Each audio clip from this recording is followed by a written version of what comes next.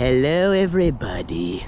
How's it going? Mr. Thrasha here on a very cold, chilly, brutally cold January winter day here in Canada. And I have a very sad story to tell, unfortunately, about something that went down right here. 25 Granite Ridge Drive, Stittsville, Ontario. And this took place January 14th, 2013. That house you see right behind me. I'm going to tell you the whole story, best I can, in the freezing cold.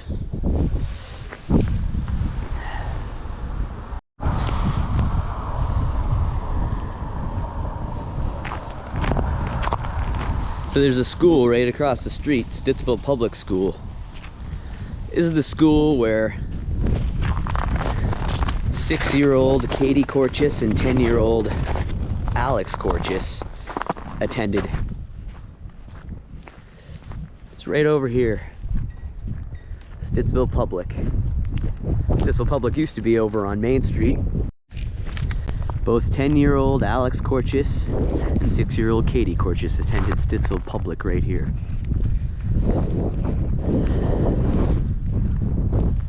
Their mother, Alison Easton, 40 years old, was seen every day. She was a stay-at-home mom right over there at the home. And she would walk them to school, or seen walking them to school every single day.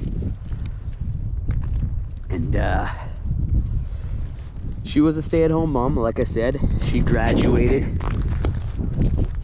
in Windsor from university and wanted to be an author, write the great Canadian book. She wanted to be a teacher, and she put everything on hold to take care of the kids when they were born.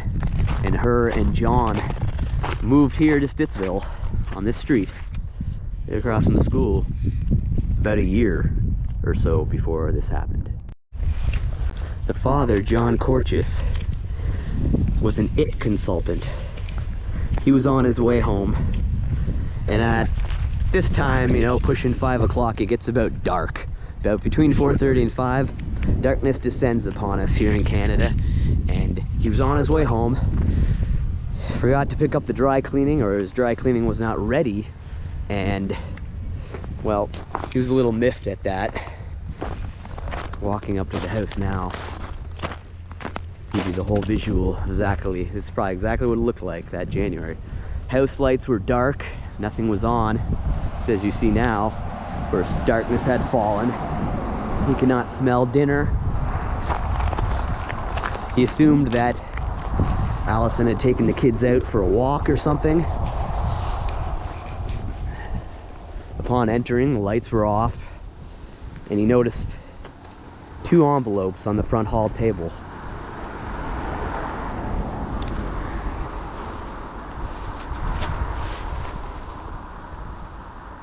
He called out to Allison and the kids and no answer. So he went over to check out the letters. One was addressed to the police and the other to John. This is the house that you see right beside me.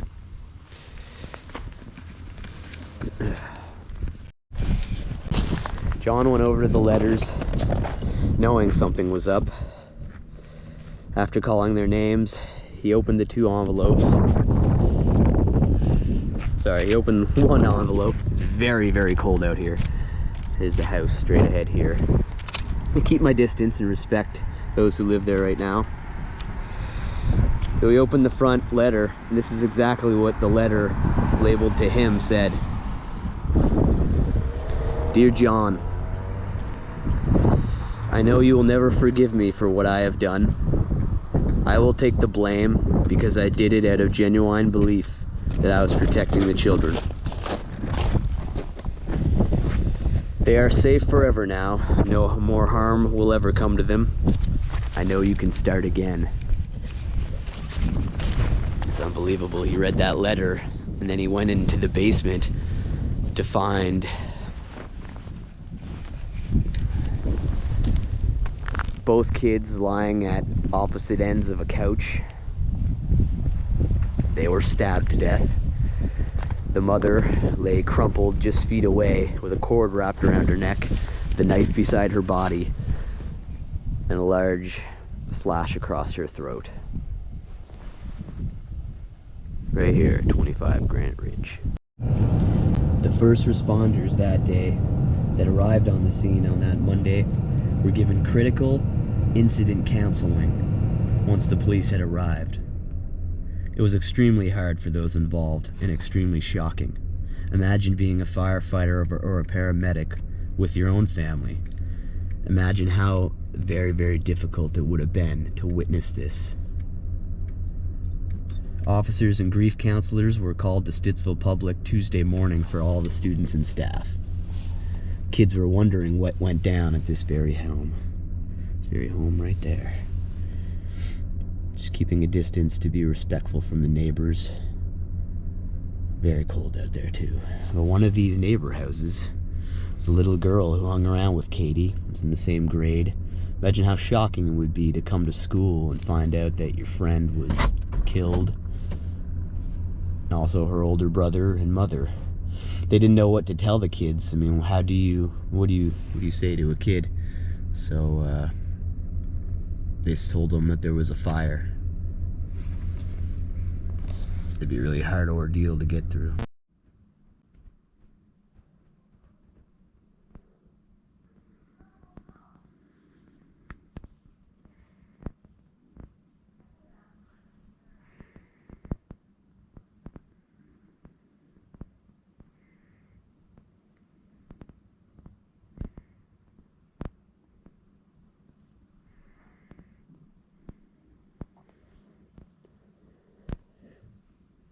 The paper trail of John's decimated life is stuffed into a 25-centimeter thick brown legal file.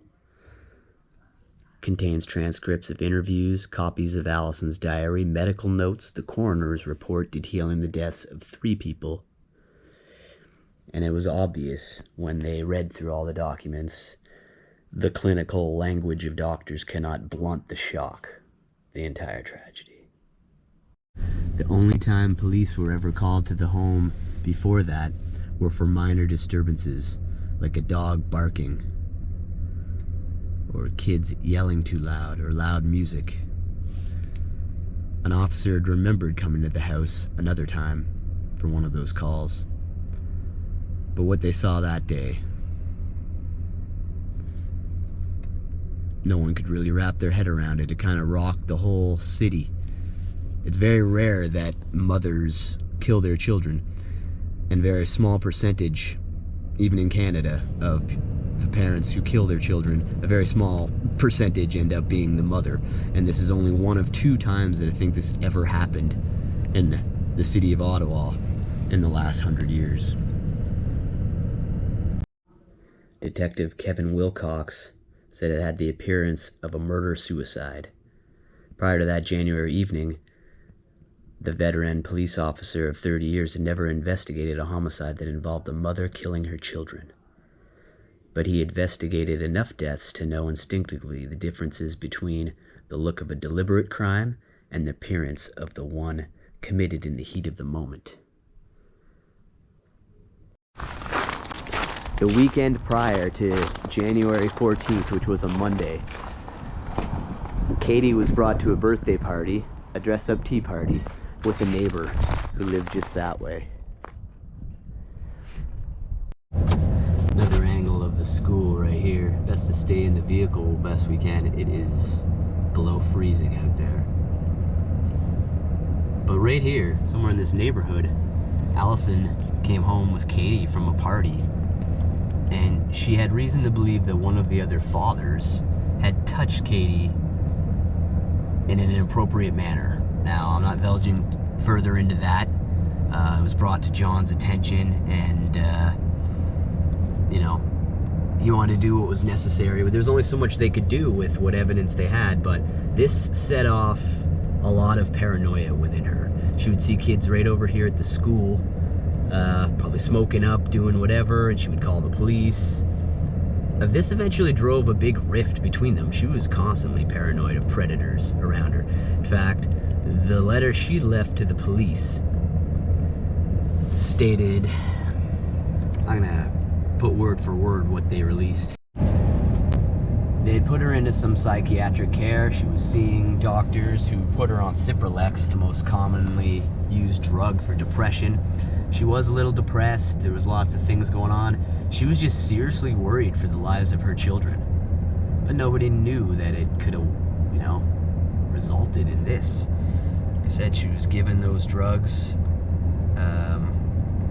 She was told again and again that she doesn't have to reschedule. I think she was keeping a lot inside.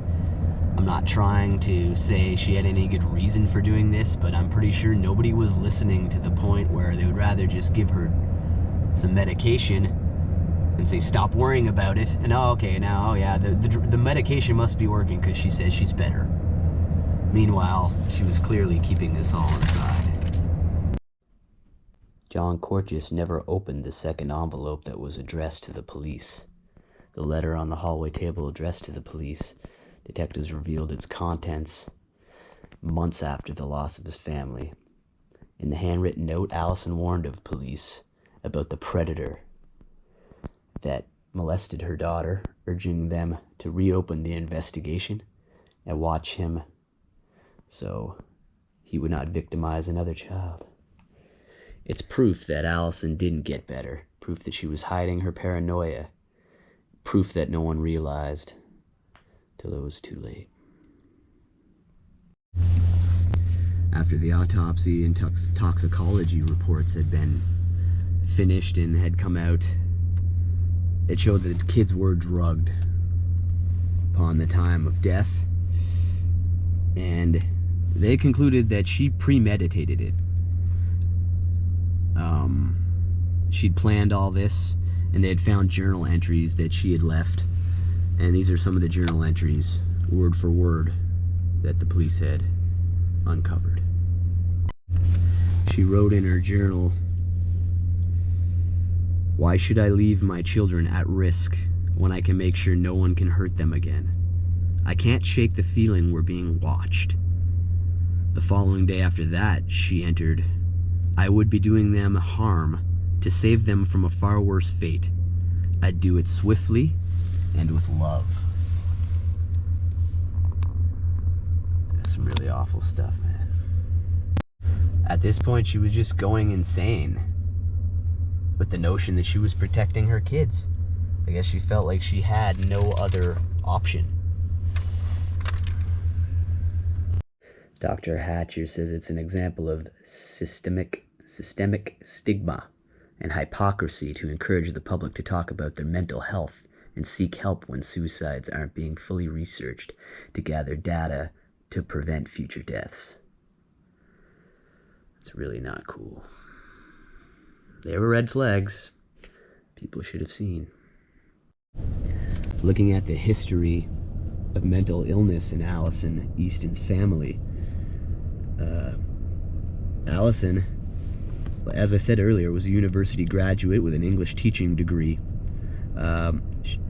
She was always with her father, Bruck Easton, at this time, and she was the oldest of 6 children.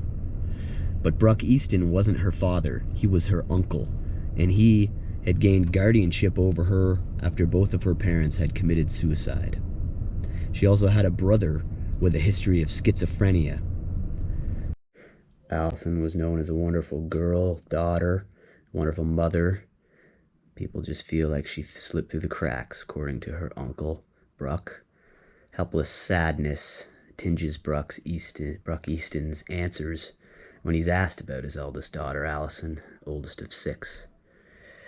He has happy memories of her ordering her siblings to bed and trying to master baking pies as a tween. A university graduate with an English and a teaching degree, she used Harold Bloom's Western canon as her reading list and dreamed of writing the great Canadian novel. I said earlier, after the birth of her children, she put the kids first and her teaching career on hold. After keeping Alison on Cipralex, 10 milligrams daily, they had said it was significant, and she understands how other people function now. This was out of her words. She said that. They said she could stay on it as long as she wants, but they didn't see the need for follow-up. I guess she was She's continuing the counseling sessions, but she was keeping stuff inside. How could so many mental health professionals miss the warning signs? A question that will always gnaw at the Corchis family. John Corchis eventually did remarry. And then him and Brooke, her guardian and uncle, had teamed up to go find out what else these drugs did to her. But the coroner would not let them do an inquest. He refused. He said this is a private family matter and bringing it further into the public would not do any good. All John wanted to do was make sure this does not happen to any other families. And in a way, I want to do my part. Rest in peace to those poor kids. And I'm so sorry this happened to John. He has since remarried. I'm not going to say where he lives his life. He's got a new family. Will remain private. But he did want this to never happen to anybody else. And if you're suffering from mental health, like, don't let this happen to you or your family or your kids, okay? Get the help you need, because it's out there as hard as it is to find. Now there's a memorial plaque for both Katie and Alex on a wooden bench right here inside Stittsville Public School. But I'm not going to be able to get into it because it is a Sunday, and not to mention with COVID, they're not going to let me in. The house is right over there across the street. And out of respect, I'm not going to go any close. There is a family residing there as we speak. Saw someone in there and I backed away. Showed you one view of the house, 25 Granite Ridge right there. Everything I'm saying today is on the internet already. I'm not putting anything out there. I'm simply talking about it, maybe informing somebody, so something like this does never happen again. Like, there's nothing worse than children losing their lives, and the fact that a mother was brought to the point of doing this. But in here, as this says, every child matters. And in there, there's a bench and a plaque for Katie and Alex. I wish I could get in there to see it. Nope, not today, but I'm assuming it's right by the office. I do see another plaque in there, but that's not it. So if you're ever here and you want to pay respects, because they're buried with Alison in Windsor. The mother and the children are buried in Windsor. That's the house just down over there. Ooh, it's getting cold out here. It's the school they attended. Please, don't let this happen to your family. If you're a mother with kids or a father or an uncle, guardianship over kids, it doesn't matter. Just don't let this happen. Just one more shot of the house. This unfortunate tragedy took place in some of the neighbors' homes as well. Knew the family. Really bad thing to happen right here. Such a quiet neighborhood. Stittsville Public again. Those children attended. As mentioned earlier, Easton and Corchis were shell-shocked, unable to equate the double murder-suicide with the woman they loved. Spring of 2015, they met the regional coroner of Eastern Ontario. The two pushed for an inquest. They wanted a public airing of facts to prevent future tragedies, as I'm doing now. They particularly wanted to know if the drugs Alison was prescribed had an impact, and if it was proper medical follow-up.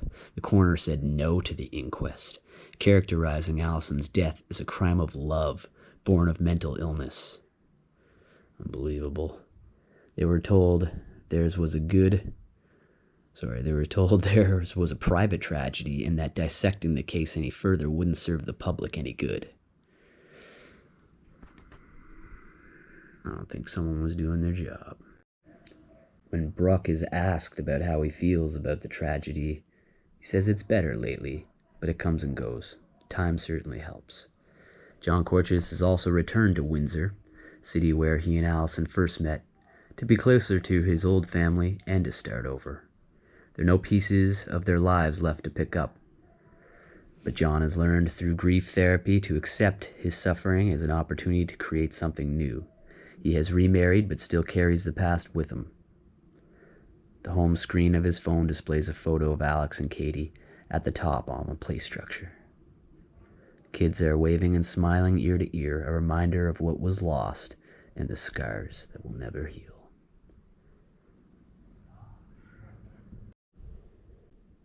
Here's a picture of 6-year-old Catherine Corchis and 10-year-old John Alexander Corchis. I feel so sorry, and I'm so sorry, John Corchis, for the loss of your children. I'm glad he has started over as another family, and I'm sure he thinks about them every single day. Rest in peace to these 2 young, poor souls. I'm so sorry this had to happen to you little guys, and I hope they find true peace up there. Here you see Alison Easton with her 2 kids, Catherine and Alex, at Disneyland. It's so tragic that life can tear apart a family like that. It should teach us all a lesson about mental illness and family crisis. Get help, please. Struggling moms, struggling fathers. This goes for anybody, teens, young adults. Please get the help you need, because it exists out there. Even though it seems like it's hidden or hard to find, it's got to be out there, okay? Please, don't give in to crimes like this. Like I said, I hope these 2 young souls find real peace up there. And my heart goes out to Mr. John Corchis, who wanted to make a difference. And that's, if anything, I think this video will help do that, so this doesn't happen to other families. Thanks a lot, everybody. Remember to like, remember to subscribe, and we'll try to do something more uppity and happy for the next one, all right? All right, love all you guys. Goodbye.